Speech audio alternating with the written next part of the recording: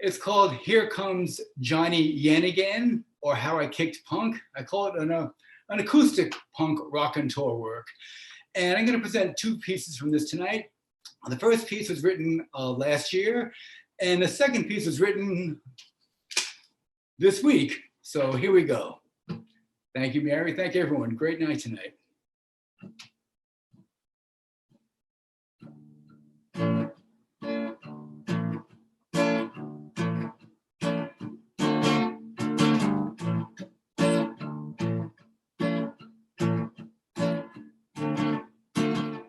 I was working on the railroad,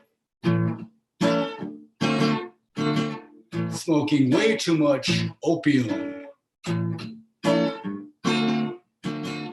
I was the fall of a dynasty, a queer junkie's fantasy. I was a punk rock punchline, repurposed as the jingle for a cruise line. I've lived over 1 billion lives, died many more times, never seen a sunrise, but you'll see my face in every sunset, 'cause I was the all-American Chinaman who used to go by Johnny Yen again. Johnny Yen again.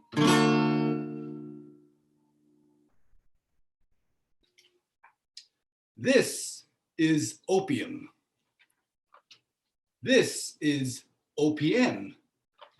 In the West and through the ages, opium was distilled into heroin and sold on the streets with such names as junk, snack, horse, H, black crystal, black pearl, Chinese red, and China white. In the West and through the ages, OPM was distilled but sold in supermarkets, online, and even now at concerts and sporting events with such marketing monikers as Wasabi Pea Party, Sesame Cracker Snackdown, and of course its OPM franchise branding name of Oriental Party Mix. This is processed junk. This is processed junk food. And you can never underestimate the impact of opium and OPM on the Chinese diaspora, but perhaps most profoundly on the Chinese psyche and soul. Back in the 19th century, China's defeat in the First Opium War was the biggest humiliation in Chinese history.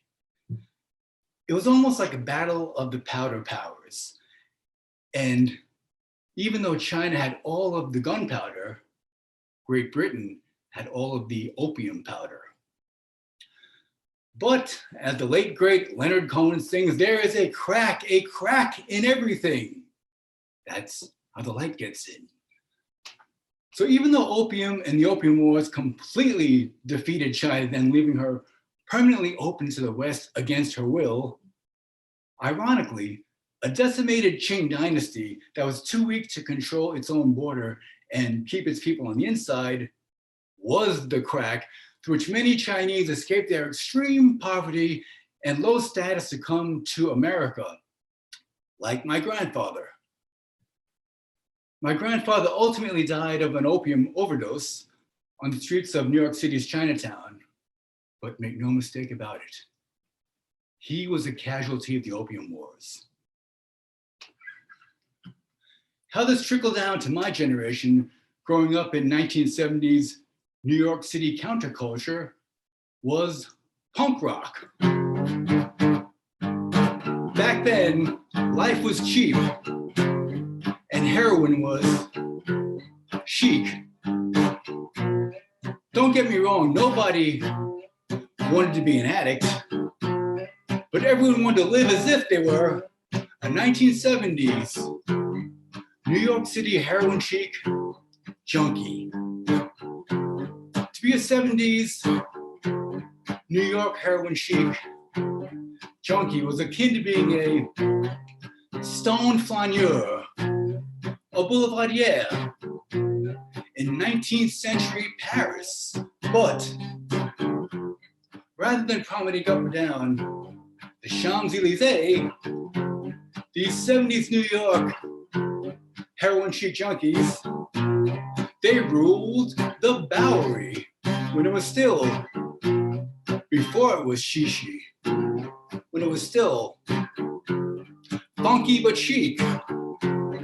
Now you can follow funky all the way to Bohem's chic. You can rule the Bowery till one day you're on the Champs-Élysées. Chances are you'll still wind up in that intersection between opium and OPM. At least that's where too many Chinese Americans and Asian Americans wound up. The new part. While the power of the powder may have inadvertently liberated many peasant Chinese, like my grandfather, to escape to America, it also left them stranded there, but stranded in body, not stranded in soul and not in their bones. Before we are powder, we are bones. After we are powder, we are bones. Chinese opium users transformed life, culture, and slang on the Bowery starting in the 50s, the 1850s. As too many of these Bowery pioneers started tragically overdosing on opium way too young, again, like my grandfather, many left their bodies behind to decompose in lower Manhattan. But their bones were cleansed and sent back home to China. There, they became proper objects of ancestor veneration, talismans of mourning and remembrance. Bones play a big part of Chinese culture. Chinese calligraphy and language is said to be derived from oracle bones. Now for us Chinese Americans and all aspiring historians and future soothsayers and truthsayers, we follow a different trail.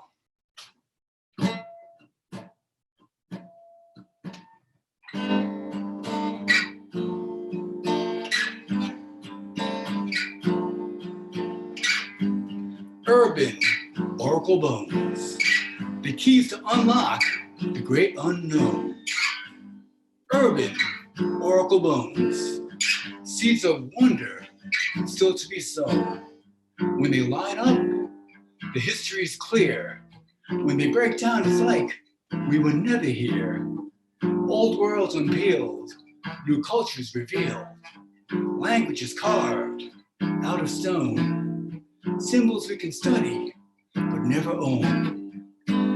Urban oracle bones, keys to unlock the great unknown. Urban oracle bones, seeds of wonder still to be sown. Their bodies left here long ago, but they stay stirring in our souls. There's an old song that goes, ain't no sin to take off your skin and dance around in your bones. But once we get out, can we ever get back in? What are we dancing for? What are we searching for? What are we singing for? Urban oracle bones, for ever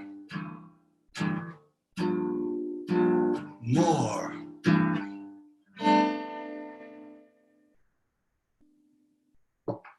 Thank you.